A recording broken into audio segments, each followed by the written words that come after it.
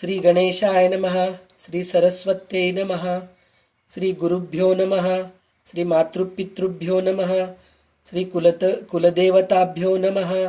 ओम श्री परमात्मने नमः. तर आज आपण शंकराचार्यांचं चरपट पंजरिका, बरोबर म्हणतीये ना, चरपट पंजरिका आणि भजगोविंदम ह्या स्तोत्राचा अर्थ आपण घेणार आहोत. तर हे केव्हा त्यांना सुचलं? त्यांचे प्रत्येक स्तोत्र जे त्यांनी रचलेले आहेत ना, तर उगीच लिहावं म्हणून लिहिलेले नाही आहेत त्यांनी. त्यांना कुठंतरी काहीतरी असं दिसतं, काहीतरी अडचण येते, त्यावेळेस त्यांना ते सुचतं आणि त्यावेळेस लिहितात. ते संदर्भ आहे, प्रत्येक स्तोत्राला संदर्भ आहे त्यांच्या. तर ह्या स्तोत्राचा संदर्भ असा आहे, ते एकदा काशीला गेले होते आणि काशीच्या ज्या गल्ली गल्लीमधून भटकत होते, भिक्षेला म्हणा किंवा नदीकाठी गेले, असं चालत असताना तिथं एक पंडित, खूप मोठे पंडित, तर ते व्याकरण, पाणिनी व्याकरण हे शिकवायला बसले होते. तर त्यांचा इतका अट्टहास होता की तुम्ही हे संस्कृत बोलायचं, शुद्ध व्याकरणातच बोलायला पाहिजे, असं त्यांचं हट्ट होतं. आणि कुठल्याही वेळेस, म्हणजे कोणत्याही परिस्थितीत शब्दाचं उच्चारण चांगलं पाहिजे आणि त्याच पद्धतीने म्हणायला पाहिजे, त्याच चालीने म्हणायला पाहिजे, असं त्या पंडिताचं अट्टहासच होता. तर शंकराचार्य म्हणले, ह्या माणसाला इतकं चांगलं स्तोत्र वाचता येतंय, इतकं चांगलं म्हणता येतंय, पण तो हा अट्टहास का करतोय? म्हणून त्याच्याशी जाऊन ते म्हणतात की अरे बाबा, स्तोत्र शिकवतोयस तू आणि संस्कृत शिकवतोयस, हे खूप छान आहे, पण तुझं जे अट्टहास चालू आहे ना की ह्याच पद्धतीत म्हणायला पाहिजे, असंच म्हणायला पाहिजे, तर हे असं करू नकोस, सगळ्यांना जमत नाही, असं म्हणून शंकराचार्य म्हणतात. तर तो म्हणतो, तुला काय माहित रे, तू तर एकला इतका छोटा मुलगा आहेस, तुला काहीच माहित नाही, तू माझ्या भानगडीत पडू नकोस. तर त्यावेळेस त्यांना हे सुचलं, हे स्तोत्र रचायचं त्यांना सुचलं. तर त्यांनी सुरुवातच कसं केली आहे, भज गोविंदम भज गोविंदम, गोविंदम भज मूढमते, संप्राप्ते सन्निहिते काले, नाही नाही रक्षती डुक्कृं करणे, म्हणून म्हणतात. म्हणजे काय, हे मोहग्रसित बुद्धिवाल्या मित्रा, म्हणजे तू इतका बुद्धिवान आहेस, तुला मी शरणागती येतो, तुझ्यासमोर मी खरंच काहीच नाहीये, तू इतका बुद्धिवान आहेस, तुला व्याकरणाचं इतकं ज्ञान आहे आणि शब्द उच्चारण तर तुझ्या जिभेवर सरस्वती बसलेली आहे, तर तू तितकं छान उच्चारण करतोयस, तू गोविंदाची आराधना करतोयस, चांगलं शिकवतोयस. पण ते काय म्हणतात परत एकदा, हे मोहग्रसित बुद्धिवाल्या मित्रा, गोविंदाचा आराधना कर, गोविंदाचे नाव घे, गोविंदाला प्रेम कर आणि मृत्यूसमयी व्याकरणाचे नियम आठवण राहत नाहीत तुला. म्हणजे हे व्याकरण असं व्यवस्थित बोलायला पाहिजे, व्याकरण असं वापरायला पाहिजे, हे शब्दाचं उच्चारण असं करायला पाहिजे, हे सगळं तुझ्या आठवण येत नाही. तू जर गोविंदाचं नाव घेत राहिलास, भज गोविंदम भज गोविंदम, प्रत्येक वेळेस त्यांनी तेच सांगितलेलं आहे, भज गोविंदम भज गोविंदम, गोविंदम भज मूढमते. म्हणजे तू इतका मूढमती आहेस, म्हणजे दुसऱ्या कोणालाही इतका अधिकार नाहीये की समोरच्या माणसाला मूढमते, म्हणजे तू मूर्ख आहेस, हे म्हणायचं कोणालाच अधिकार नाही. पण शंकराचार्यांना ते अधिकार होतं. ते एकदम त्याला स्पष्ट, इतक्या मोठ्या पंडिताला म्हणतायत, त्याच्यासमोर धड धड धड धड हे भजगोविंदमचं स्तोत्र त्या क्षणात ते रचले. आणि तो जो पंडित आहे, शंकराचार्यांच्या पायावर साष्टांग नमस्कार केला तो, आणि तो म्हणला, खरोखर मी इतका मूढ आहे, मी ह्याच गोष्टीकडे लक्ष देत गेलो की हे असं म्हणायला पाहिजे, हे असं करायला पाहिजे, हे अक्षर सुंदर यायला पाहिजे, बोलायला चांगलं यायला पाहिजे, स्पष्ट म्हणायला पाहिजे, हे सगळं करायला पाहिजेलच, करू नये असं कोणीही म्हणत नाही, स्पष्ट म्हणायला पाहिजे, सगळं करायला पाहिजे. पण जे काही करतोय ते मनापासून करा आणि देवाचं नामस्मरण करा. भज गोविंदम भज गोविंदम गोविंदम भज मूढमते, असं ते त्याला म्हणतात. त्याच्यानंतर दुसरं श्लोक, आणि मी तुम्हाला जे PDF पाठवले मी त्याप्रमाणेच मी तुम्हाला अर्थ सांगतेय. तुमच्या पुस्तकांमध्ये श्लोक खालीवर असतील तर त्यात तुम्ही सांभाळून घ्या. मला जसं मिळालंय मी त्याप्रमाणे मी तुम्हाला सांगतेय. तर आता दुसरा श्लोक असा आहे, मूढ जही धनागम तृष्णाम पुरुषद बुद्धिम मनसी तृष्णाम यल्लभसे निज कर्मोपातम वित्तन तेन विनोदय चित्तम. म्हणजे हे मोहित बुद्धी म्हणजे मूढमती तू आहेस, धन एकत्रित करण्याचा लोभाचा त्याग कर. म्हणजे तू आता जे विद्या शिकवतोयस त्याच्याकडून तुला धन मिळतंय, त्याच्यासाठी तू इतका अट्टहास करतोस. म्हणजे लोक तुला म्हणतात, तुझे एकदम म्हणजे खूप तारीफ करतात की काय मस्त शिकवतोय, काय व्याकरण शुद्ध आहे, त्याचं उच्चारण किती शुद्ध आहे, असं म्हणून तुझ्याकडे लोक येत आहेत आणि त्याच्यामुळे तुला धनही मिळतंय विद्या शिकवत असल्यामुळे. पण त्या धनाकडे तू आकर्षित होऊ नकोस. धन एकत्रित करण्याचा लोभाचा त्याग कर. तुझ्या मनातून या सर्व कामनांचा त्याग कर.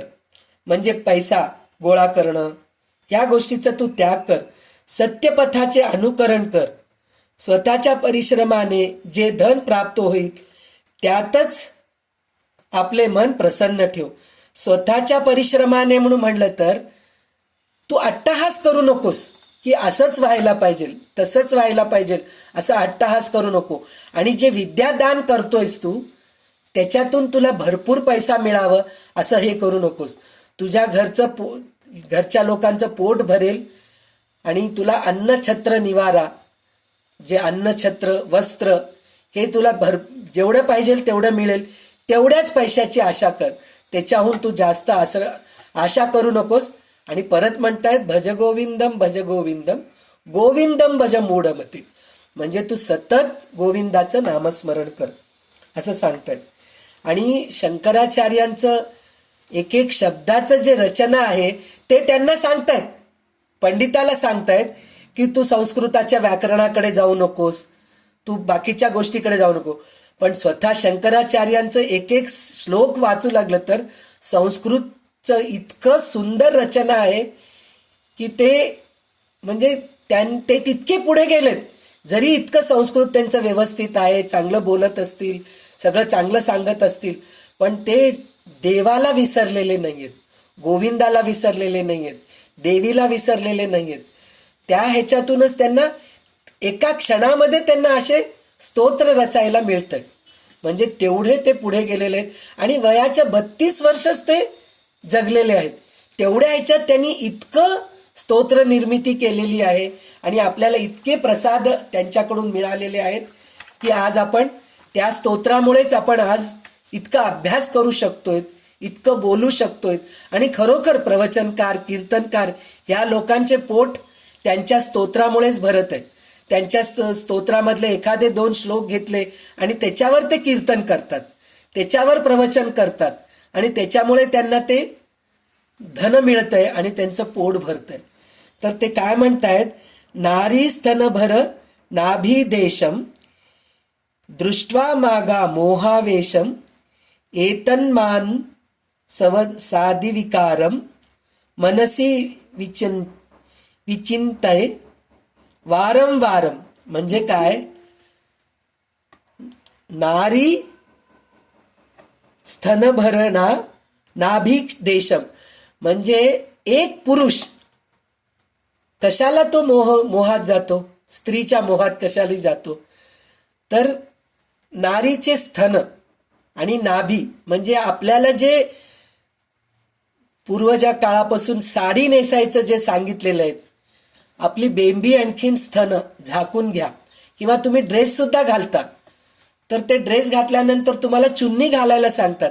त्याचं कारण काय, हे दुसऱ्या परपुरुषाला किंवा कोणालाही दिसू नये. त्याचं कारण असं आहे की त्याला बघितलं की मोह निर्माण होतो आणि कामवासना जागृत होते. तर शंकराचार्य म्हणतायत, तू स्त्रीच्या शरीरावर मोहित होऊन आसक्ती होऊ नको. म्हणजे नारी स्तनभर नाभी देशम, स्तन आणि नाभी बघून तू हे होऊ नकोस. कारण काय, ते मांसाचे गोळेच आहेत, त्याचं काहीही हे नाहीये. तू त्याला मोहात जाऊ नकोस, आसक्त होऊ नकोस आणि भावनावश होऊ नकोस किंवा कामनामध्ये जाऊ नकोस.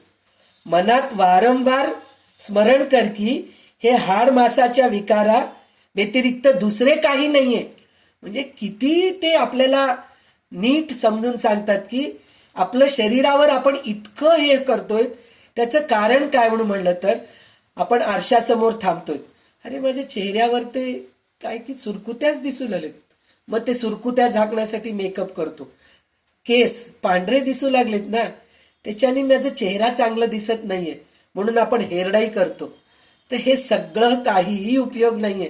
तुम्ही कितीही जरी केलं, हे सगळं माहीत राहूनही आपण करतो ही वेगळी गोष्ट आहे. पण हे कितीही केलं तरी हे हाड मासाचं शरीर आहे. हे आज न उद्या पुन्हा ते भस्मच होणार आहे किंवा मातीतच मिसळणार आहे. तर ह्या गोष्टीचं तू मोह करू नकोस. ते दूर करून फक्त भज गोविंदम भज गोविंदम गोविंदम भज मूढमते. तर तू ह्या गोष्टीकडे लक्ष न देता भगवंताचं नाव घे आणि तिथंच जा, तू भगवंताकडेच जा. तू मूढमती प्रमाणे वाकू नकोस असं म्हणून म्हणले. त्याच्यानंतर 4था श्लोक असा आहे, यावत वित्तोपार्जन सक्तः तावन निज परिवारो रक्तः पश्चात जीवती जर्जर देहे वार्ता कोपी न पृच्छती गेहे. जोपर्यंत व्यक्ती धनोपार्जनात समर्थ आहे, म्हणजे धनोपार्जन म्हणजे जितके दिवस तुम्ही कमवतात, म्हणजे तुमचे हातपाय धडधाकट आहेत, तोपर्यंतच कुटुंबातले तावत जीव परिवारो रक्तः, म्हणजे परिवारातले मित्रमंडळी आजूबाजूचे सगळेजणी तुमच्या अंगात शक्ती असेपर्यंतच तुम्हाला विचारतात. शक्ती असेपर्यंत परिवाराचे लोक म्हणजे काय, बायको राहू दे, मुलं राहू दे, आपला नवरा राहू दे. तुम्ही एकदा अंथरुणावर पडला, अंथरुणावर पण पडायची गरज नाहीये, तुम्ही त्यांची काही सेवा करू शकत नाही. तुम्हाला स्वयंपाक करणं जमत नाहीये, तुमचं तुम्ही काम करून घेतायत, तुमचं तुम्ही आंघोळ करून घेतायत, तुमचं तुम्ही वॉशरूमला जातायत, तुमचं तुम्ही जेवतायत. तसं असलं तरीही तुम्ही त्यांच्यासाठी काही करू शकत नाही अशी तुमची परिस्थिती आली तर तुम्हाला कोणीही विचारत नाही. जर तुम्ही त्यांना मदत करू शकतात, तुम्ही पैसे देऊ शकतात, तर मग बोलावतात, संध्या ये ग, संध्या ते या हो, आमच्याकडे लग्न आहे, कामाला या तुम्ही, असं सगळं बोलावतात. तुम्ही मोठे, तेव्हा मोठेपणाही देतात आपल्याला, तुम्ही खूप मोठे आहेत हो, तुम्हाला खूप ज्ञान आहे, तुम्हाला अनुभव पण खूप आहे, या तुम्ही. तेच तुम्ही काही करू शकला नाहीत, नको त्या म्हातारीची काय गरज आहे, उगीच येते त्रास देते, उगीच एक ठिकाणी बसून राहते, तिची काही गरज नाहीये, असं आपल्याला करतात. तर त्याच्यासाठी म्हणून म्हणतायत ते, यावत वित्तोपार्जन, वित्तो म्हणजे पैसे कमावणं, पार्जन सक्तः तावन निज परिवारो रक्तः पश्चात जीवती जर्जर देहे, म्हणजे अशक्त झाल्यावर, जर्जर देहे, तुझं शरीर अशक्त झाल्यावर तू सामान्य माणसाच्या चर्चेत सुद्धा येत नाहीस. तू असा आहेस. तर हे सगळं असताना तुला हे माहीत नाहीये तरी सुद्धा तू हे करतोयस की असंच कर असंच कर म्हणून. तुला सगळे विचारतायत, तुला पैसे देतायत, तुला गुरु म्हणतायत, तुला पंडित म्हणतायत, पण तुझं शरीर एकदा जर्जर झालं तर तुला कोणी विचारत नाही. तर त्यावेळेस फक्त आपल्याला भज गोविंदम भज गोविंदम गोविंदम भज मूढमते. अरे मूर्खा, ह्या सगळ्या गोष्टीकडे लक्ष न देता फक्त गोविंदाचं नामस्मरण कर, असं आपल्याला शंकराचार्य सांगतात. त्याच्यानंतर ते म्हणतायत, बालावस्थात क्रीडासक्तः तरुणास्ताव तरुणीसक्तः वृद्धस्तावच चिंतासक्तः परे ब्रह्मणी कोपी न सक्तः. म्हणजे बाल्यावस्थ, म्हणजे जेव्हा तू लहान होतास तेव्हा तू नुसतं खेळत होतास, खेळण्यामध्ये तुझी रुची होती, खेळण्या बागडण्यामध्ये तुझी रुची होती. त्याच्यानंतर युवावस्थेत स्त्रीला पुरुष आकर्षित होतोय, पुरुषाला स्त्री आकर्षित होती. ह्या सगळ्या गोष्टी आहेत. आणि वृद्धावस्थेमध्ये चिंताग्रस्त आहेस, माझ्या मुलाचं कसं होईल, माझ्या नातवाचं कसं होईल, किंवा माझं कसं होईल, किंवा माझं पुनर्जन्म कसं होईल. आता आपण ह्या लाईनीमध्ये आहेत, थोडं ह्या लाईनीत आलोत तर आपल्याला हे सगळं काळजी नसेल, पण आपल्याला पुढच्या जन्माची काळजी आहे. नको बाबा, मला पुढचं जन्म चांगलं येऊ दे, त्याच्यासाठी मी चांगलं नामस्मरण करते, त्याच्यासाठी मी देवाचं हे करते, मी अजून किती देवाचं करू, अजून काय करू, ह्या गोष्टीमध्ये आपलं लक्ष चांगलं आहे. पण त्याच्यासाठी आपण खूप धडपड करतोय, चिंताग्रस्त होतोय. तर चिंताग्रस्त व्हायची काही गरज नाहीये. फक्त एकच गोष्ट करायचंय, भज गोविंदम भज गोविंदम गोविंदम भज मूढमते. हे एवढंच तू करत राहा.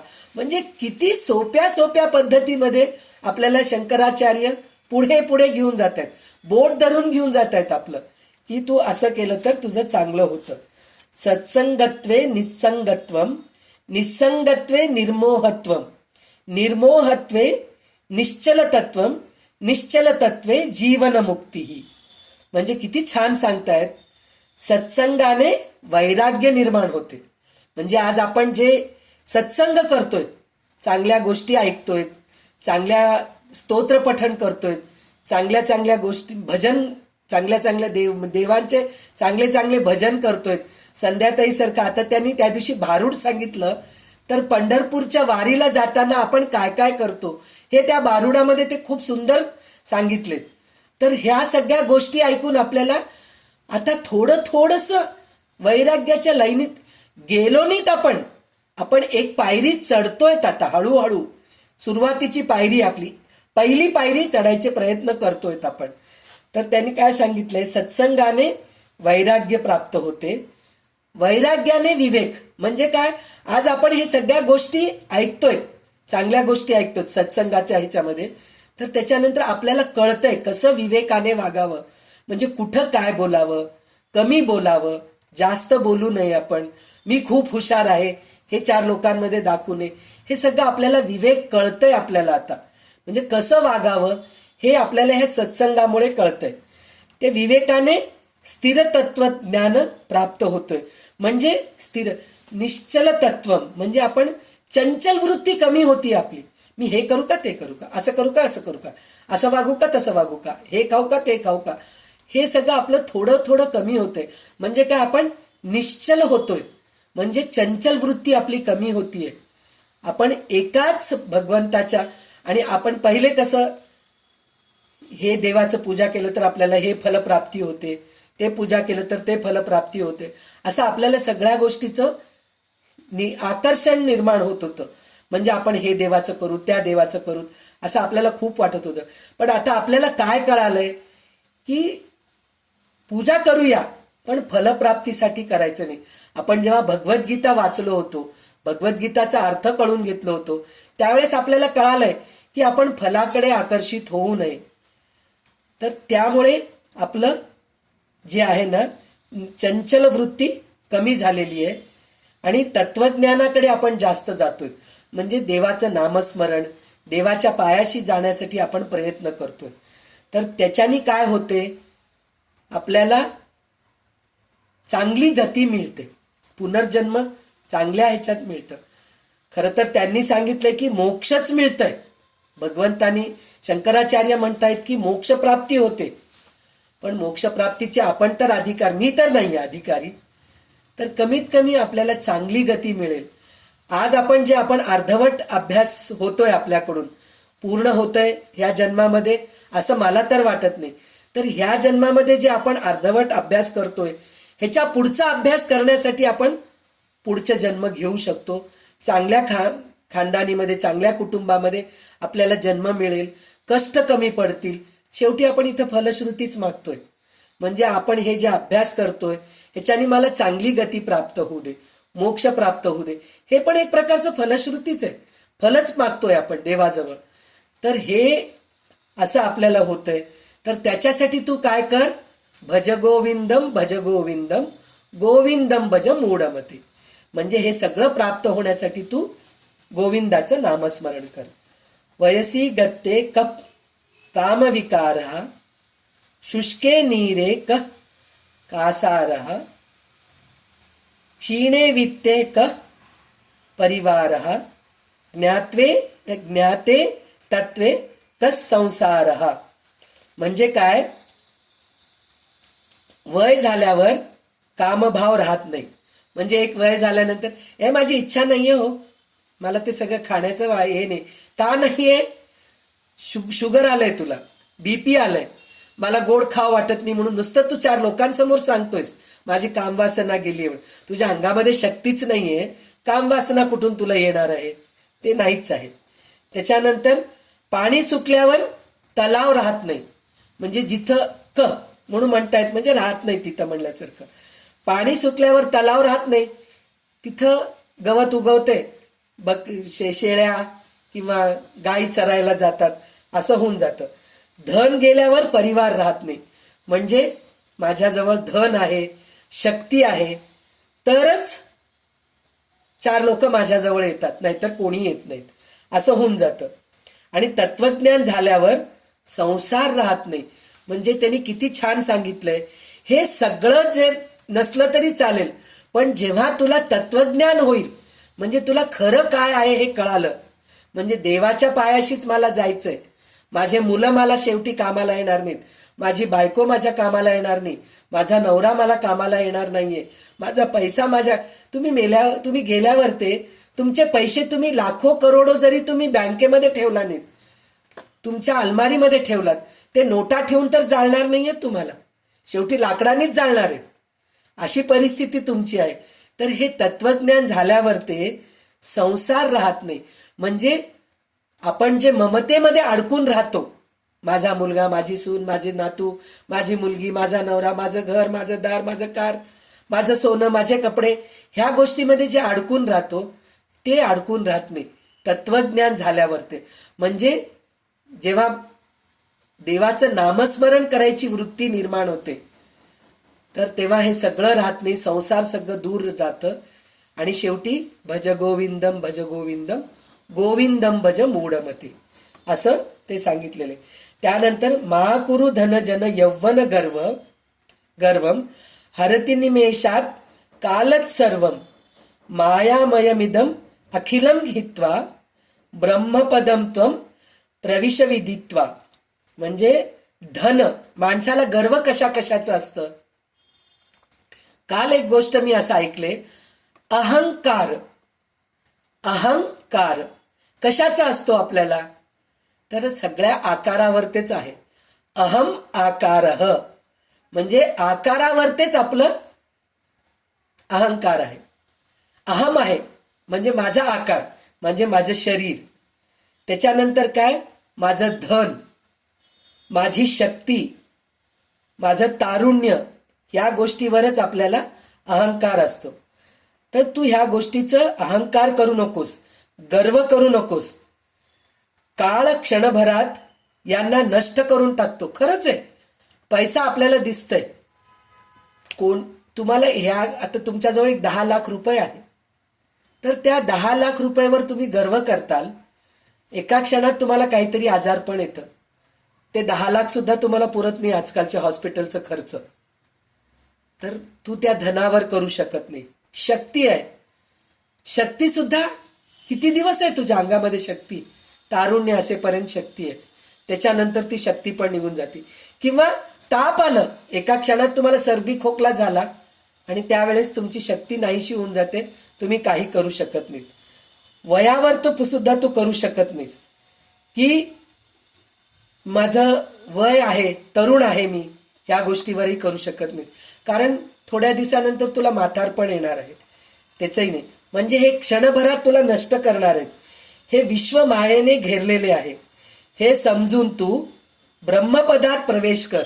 म्हणजे तू देवाकडे जा, देवाच्या पायापाशी जा. तर ते जाण्यासाठी काय करायचं परत?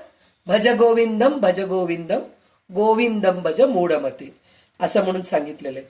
आणि मी नेहमी म्हणायचं श्लोक जे आहे, पुनरपि जननम पुनरपि मरणम पुनरपि जननी जठरे शयनम इह संसारे बहुदुस्तारे कृपया पारे पाही मुरारे. म्हणजे आपण अशा चक्रामध्ये अडकून आहोत.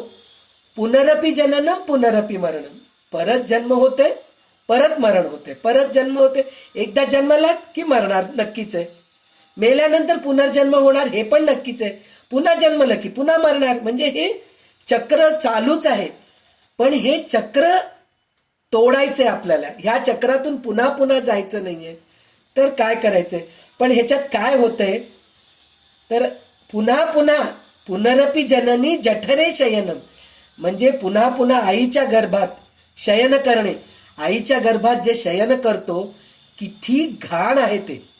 आपण म्हणतोय की ब्राह्मणाचं माणसाचं जन्म येणं म्हणजे कितीतरी जन्माचं पुण्य करून घ्यावं लागतं. तर ते माणसाचं जन्म येण्यासाठी म्हणून आईच्या गर्भात राहावं लागतं. म्हणजे त्या आईच्या गर्भामध्ये मल मूत्र रक्त मांस सगळं काही त्या घाणीत आपल्याला राहावं लागतं. आणि जे महिन्यातून 3-4 दिवस जे विटाळ आपल्याला जातं त्या विटाळाचंच गोळा आपले हे शरीर बनतंय. तर ते किती घाण आहे ते गोष्ट बघितलं तर. आणि त्याच्यानंतर आई गरम खाल्ली की आपल्याला चुरका लागतं, आई तिखट खाल्ली की अंगाची आपल्याला आग होते, म्हणजे हे थंड पिली की थंडी वाजते. म्हणजे आपल्याला असं वाटतं की गर्भामध्ये खूप सुख आहे, काही सुख नाहीये. तर त्या ह्याच्यातून आपल्याला बाहेर करायचंय. म्हणजे आईच्या गर्भाचे शयन करणे, या संसारातून पार होणे खूप कठीण आहे. हे कृष्णा, कृपा करून यापासून माझे रक्षण कर. कृपया पारे पाही मुरारे, म्हणजे ह्या संसारातून मला पार कर. तर त्याच्यासाठी काय करायला पाहिजे? भज गोविंदम भज गोविंदम गोविंदम भज मूढमते, हेच करायला पाहिजे. म्हणजे प्रत्येक वेळेस मूढमते आहेस तू, तुला मूर्ख आहेस हे सगळं माहीत राहून सुद्धा तू देवाचं भजन करत नाहीयेस. तर तू भज गोविंदम भज गोविंदम गोविंदम भज मूढमते असं म्हणताय. त्याच्यानंतर 10वा श्लोक असा आहे, कस्त्वं कोहम कुत आयतः कामे जननी कोमे तातः इति परिभावय सर्वम असारम विश्वम त्यक्त्वा स्वप्न विचारम. तर हे जे श्लोक आहे हे आपल्याला कोण आठवण येत नाही, अरुणाचलम मध्ये जे आपले स्वामी आहेत त्यांच्या ह्याच्या कोहम रमण महर्षी. तर रमण महर्षी ज्या तत्वावर जगले आणि ज्या तत्वावर त्यांना आपण ओळखतो त्यांना रिलेटेड हे श्लोक आहे. म्हणजे काय? तू कोण आहेस, मी कोण आहे, कुठून आलो, कोहम मी कोण आहे असं. म्हणजे काय? तू कोण आहेस, मी कोण आहे, कुठून आलो आहे, माझी आई कोण आहे, माझे वडील कोण आहेत. सर्व प्रकारचे या विश्वाला असार समजून याला स्वप्नवत त्याग कर. म्हणजे आपण ममतेमध्ये जे अडकून आहेत, माझं घर, माझं बंगला, माझी गाडी, माझी आई, माझी बायको, माझा नवरा, माझे मुलं, माझी सून, माझी मुलगी, माझा जावई, माझे नातू, ह्याच्यामध्ये जे अडकून आहोत ना, हे तुझं कर्तव्य असेल तर तू सगळं काही केलीस, कर्तव्य म्हणून सगळं काही करत आहेस की मुलाला सांभाळतीयस, नातवाला सांभाळतीयस, नवऱ्याला सांभाळतीयस, त्यांचं सगळं सांगोपांग करतेस, त्यांना स्वयंपाक करून खाऊ घालतेस, वेळ प्रसंगाला तू पैसे सुद्धा कमवून आणलीस, नोकरी सुद्धा केलीस. आज तू रिटायर होऊन घरी बसलीस आणि ह्या लाईनीला लागलीस, हे खूप छान आहे. पण हे सगळं करत असताना पण त्यांच्या ममतेमध्ये अडकू नकोस. कर्तव्य म्हणून काम करत राहा, पण त्यांच्याकडून काही अपेक्षा करू नकोस. ते मला करतील, मी आज त्यांना करतेय तर ते मला उद्या करतील. जर नाही केले तरी तुझं काही थांबत नाहीये, तुझं आयुष्य जात आहे, तुला कुठून तरी मदत होत आहे, तुला जेवायला मिळतंय, तुला खायला मिळतंय, सगळं काही मिळतंय. ह्या गोष्टीचा आनंद मान. माझा मुलगाच करायला पाहिजे, माझी सूनच करायला पाहिजे, माझा नवराच मला माझं सेवा करायला पाहिजे, ह्या सगळ्या अपेक्षा न ठेवून घेता तू त्याचं स्वप्नवत त्याग कर. म्हणजे आपण स्वप्नामध्ये काही गोष्टी बघतो त्याला धरून बसतो का? काल रात्री मला स्वप्नामध्ये किती मोठं बंगला दिसलं हो. म्हणजे म्हणजे काय म्हणतात त्याला, हवा महल, म्हणजे महलच मला मिळालेलं आहे असं आपण स्वप्नामध्ये बघितल्यानंतर ते आपण विचार करतो का मला दिवसा रात्रीचं स्वप्नातलं मला आज सकाळी दिवसा मिळेल हे असं आपण विचार करतो का? त्याचा त्याग करून टाकतो. स्वप्न आहे ते निघून गेलं, महल त्या स्वप्नामध्ये होतं, आता थोडंच आहे. त्याचप्रमाणे माझे मुलं, माझे नातेवाईक, माझा नवरा, माझं घर, माझा पैसा हे स्वप्नवतच आहे. काल होतं, आज नाहीये माझ्याजवळ. त्याचा त्याग कर, ही वृत्ती निर्माण कर, वैराग्य वृत्ती तू धारण कर. ते कशामुळे होतं? भज गोविंदम भज गोविंदम गोविंदम भज मूढमते असं सांगितलंय. त्याच्यानंतर 11वा श्लोक असा आहे, शत्रो मित्रे पुत्रे बंधो मा कुरु यत्नम विग्रह संधो सर्वम स्मिन्नपि पश्चात्मानम सर्वत्रोत्सृज भेदाज्ञानम. म्हणजे शत्रू, मित्र, पुत्र, बंधू, बांधवांशी प्रेम आणि द्वेष करू नका. प्रेम करा, द्वेष तर करूच नका. कमीत कमी प्रेम तरी करा, पण ते सुद्धा गरज नाहीये, त्याची सुद्धा गरज नाहीये. सर्वांमध्ये स्वतःलाच बघा. म्हणजे काय, कुठंही असू दे, समोरचा माणूस चूक करतोय तर त्या ठिकाणी आपल्याला बघायला पाहिजे, मी जर हे चूक केलो असतो तर कसं राहिलो असतो, हे विचार करायला पाहिजे. आपण लगेच समोरचा माणूस चूक केला की बोट दाखवतो, तो चूक केलाय, तो बरोबर वागत नाहीये. पण 3 बोटं आपल्याकडे हे लक्ष राहत नाही. सतत आपण एकच विचार करत राहतो, तो चुकतोय, तो चुकतोय असं विचार करतोय. तर तिथं आपल्याला स्वतःमध्ये बघा आणि भेदभावाचं अज्ञान जे आहे त्याचा त्याग करा. म्हणजे मुलगी वेगळी, सून वेगळी, मुलगा वेगळा, जावई वेगळा, मुलीचे मुलं वेगळे, मुलाचे मुलं वेगळे, हे सुद्धा आहे बरं का. मुलांच्या मुलांना वेगळ्या प्रकारे बघतात आणि मुलींच्या मुलांना वेगळ्या प्रकारे बघतात. ही वृत्ती नकोय. माझं स्वतःचं आहे असं कधीही न करता सगळे माझेच आहेत. सगळ्यांमध्ये एकच देव आहे, सगळ्यामध्ये एकच आत्मतत्व आहे. आपल्याला जसं ते गीतेमध्ये सांगितलेत ना, विद्या विनय संपन्ने ब्राह्मणे गवी हस्तिनी शुनी चैव शोपाकेच पंडित समदर्शिनः म्हणून जे सांगितलेलं आहे, म्हणजे विद्या विनय संपन्न असलेला, म्हणजे जो चांगला पंडित आहे तो कधीही भेदभाव करत नाही असं त्या श्लोकामध्ये सांगितलेलं आहे. तर ह्या श्लोकामध्ये पण तेच सांगितलेलं आहे की भेदभाव करू नका, अज्ञान दूर करा, भेदभावाचं अज्ञान दूर करा आणि सगळ्यांशी समभावाने वागा. तर ते कशाने होतं? भज गोविंदम भज गोविंदम गोविंदम भज मूढमते. त्याच्यानंतर 12वा श्लोक असा आहे, सुखत क्रियते रामा भोग पश्चादंत शरीरे रोग यद्यपि लोके मरणम शरणम तदपि न मुंचती पापाचरणम. म्हणजे काय, सुखासाठी लोक आनंद भोग उपभोगतात. म्हणजे लोकांना काय वाटते, पैसा आहे तर मी आनंदी आहे, खायला प्यायला आहे तर मी आनंदी आहे, कपडे आहेत तर मी आनंदी आहे, नातेवाईक आहेत तर मी आनंदी आहे असं वाटतंच. ते सुखभोगासाठी म्हणून लोक आनंद भोग उपभोगतात. म्हणजे कपडे जे आहे म्हणलं की आपल्याला आनंद आहे, म्हणजे सुखात आहे असं वाटतं.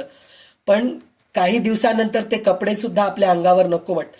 आता वाटतंय का हो, साडी, नऊवारी साडी नेसावं, जरीची साडी नेसावं, वजनदार बनारसी साडी नेसावं अशी इच्छा होते का? ते शरीराला नको वाटतं. ते जर अंगाला टोचत राहतं. कॉटनची साडी बरी आहे बाबा, मऊ सुताची, किंवा एखादी सिंथेटिकची साडी नेसले बरं आहे. नाईटी छान वाटतंय सगळ्यांना आजकाल. नाईटी घालून घेतलं की संपलं, आपल्या अंगावर एक झबलं घालून घेतलं की संपलं. साडीची गरज नाही, कशाचीच गरज नाही. म्हणजे आपल्या शरीराला ते नको वाटतंय. म्हणजे आपल्याला कपड्यापासून सुख नाहीये. पैसा जरी असलं तरी तुम्हाला बसल्या ठिकाणी कोणीतरी आणून द्या म्हणजे आणून देऊ शकतात का? एकावर आपल्याला डिपेंडेंट राहावं लागतं. खाण्यापिण्याच्या गोष्टींनी मी सुखी आहे.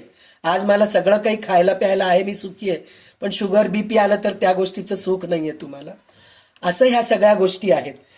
तर त्याच्यानंतर या शरीराला रोग उत्पन्न होतो. म्हणजे हे सगळं खाऊन पिऊन आपल्या शरीराला रोग उत्पन्न होतं. जरीही या पृथ्वीवर सर्वांचा मृत्यू सुनिश्चित आहे तरीही लोक पापमय आचरण सोडत नाहीयेत. सगळ्यांना माहित आहे.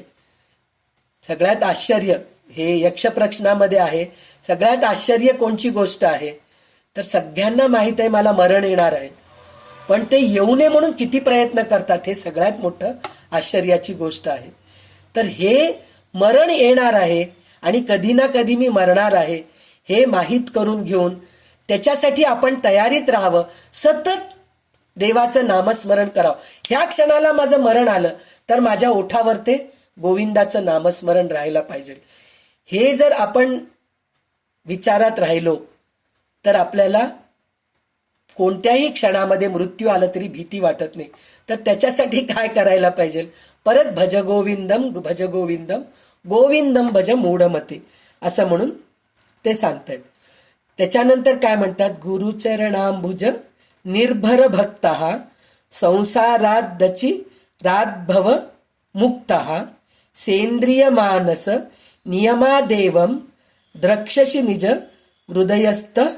हृदयस्थम देवम.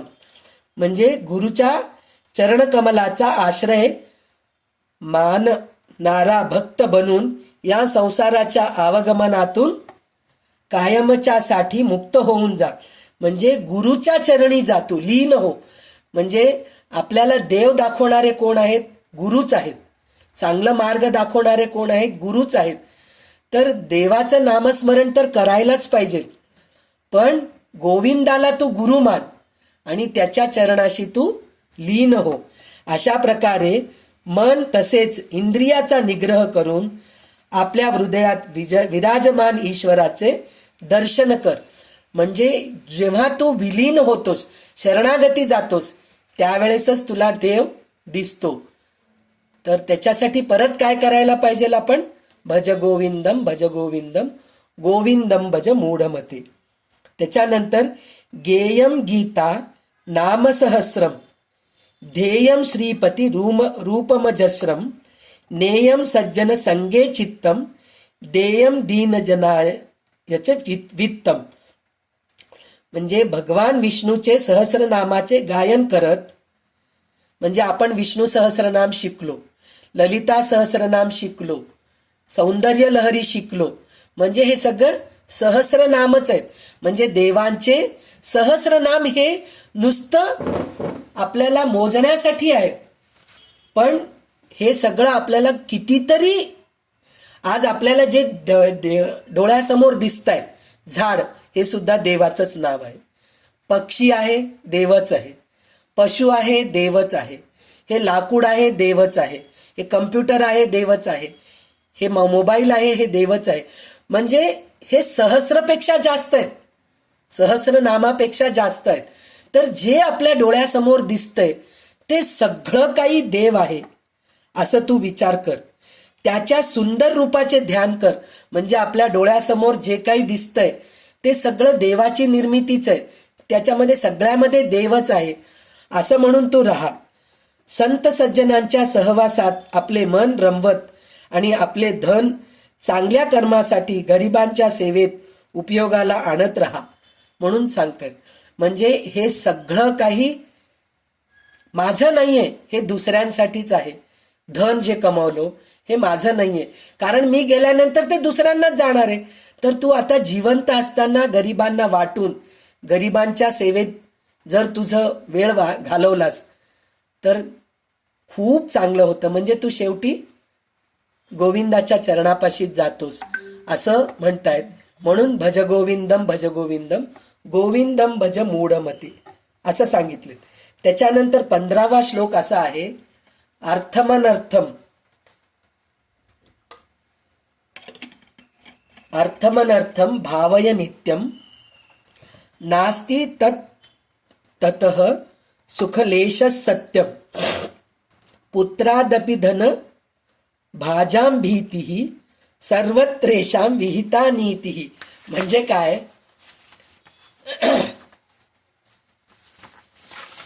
अर्थ म्हणजे धन, संपत्ती. हे दुःखाचे मूळ कारण आहे. म्हणजे पैसे असलं की आपल्याला आनंद आहे असं वाटतं, पण पैसे संपलं की दुःखच होणार आहे. तर पैसा हे आनंदाचं तू मार्ग समजू नकोस. त्याचं कारण काय, हे धनाचं मूळ शाश्वत सुख नाहीच आहे, कधीच नाहीये. धनवान माणसाला काय होतं, आपल्या पुत्राची भीती वाटते. कशाला भीती वाटते, आज न उद्या हे मुलगा माझं जे प्रॉपर्टी आहे, माझं जे पैसा आहे त्याच्या नावाने लिहून घेतला तर, मी बुद्धिभ्रष्ट झालो आणि माझ्याकडून कुठंतरी सिग्नेचर करून घेऊन गेला तर. म्हणजे ही भीती असती. म्हणजे सगळ्यात जास्त धनवान माणसाला मुलाच्या, आपल्या पोटच्या मुलाचीच भीती असते. ही स्थिती आपल्याला सर्वत्र पाहायला मिळते. म्हणजे प्रत्येक घराघरामध्ये हेच स्थिती आहे की माझा मुलगा माझं सगळं लुबाडून घेतला तर. मुलगा लुबाडून घेतलं नाही तरी माझ्या घरामध्ये जे माझं मोठेपणा होतं ते माझी सून घेऊन टाकलं तर, ही पण भीती आहे आपल्याला.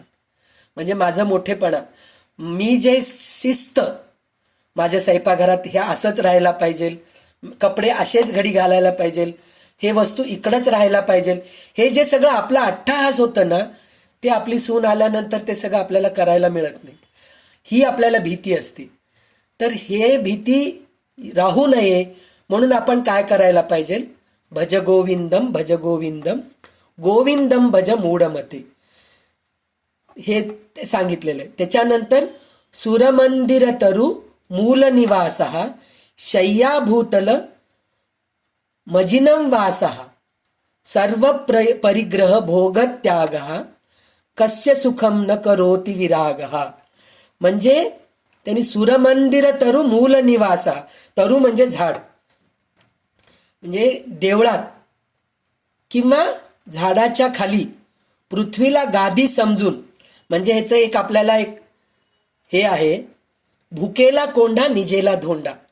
म्हणजे भूक लागली तेव्हा तुम्हाला नुसतं कोंडा दिलं तरी पोट भरून घेतात तुम्ही, काहीतरी दे बाबा मला. तेव्हा तुम्ही म्हणतात का मला श्रीखंड पुरी पाहिजे, मला गुलाबजामुन पाहिजे, पुरणाची पोळी पाहिजे, हे आपण विचारत नाहीत. भजे पाहिजे, हे पाहिजे, समोसा पाहिजे, कचोरी पाहिजे, पाणीपुरी पाहिजे, काही विचारत नाहीत.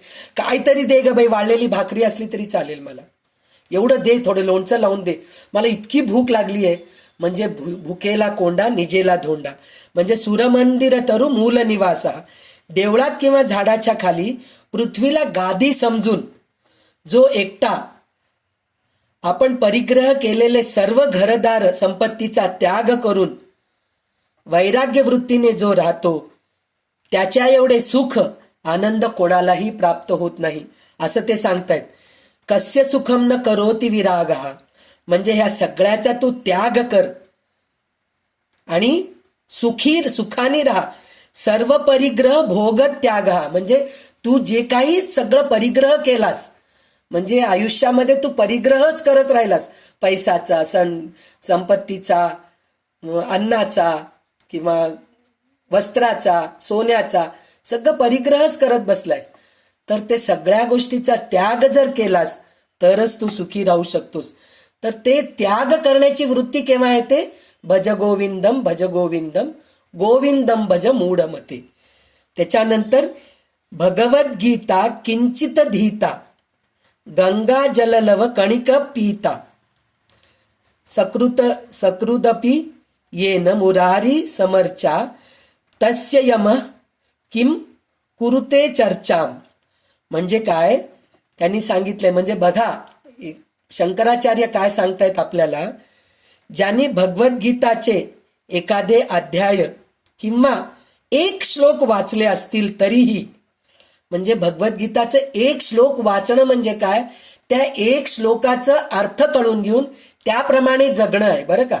शंकराचार्य म्हणले एक श्लोक वाचलं की संपलं, तुझं पाप धुतले गेले, असं नाहीये. एक श्लोक वाचून त्या श्लोकाचं पूर्ण अर्थ कळून घेऊन त्याप्रमाणे जगणं. एखादा थेंब गंगेचा पाणी पिले असतील तरी, म्हणजे शेवटी जेव्हा आपण मृत्यूच्या ह्याच्यात पडलेले असतो त्यावेळेस आपल्याला आपले मुलं काय करतात, एक चमचाभर एक थेंबभर गंगेचं पाणी घालतात.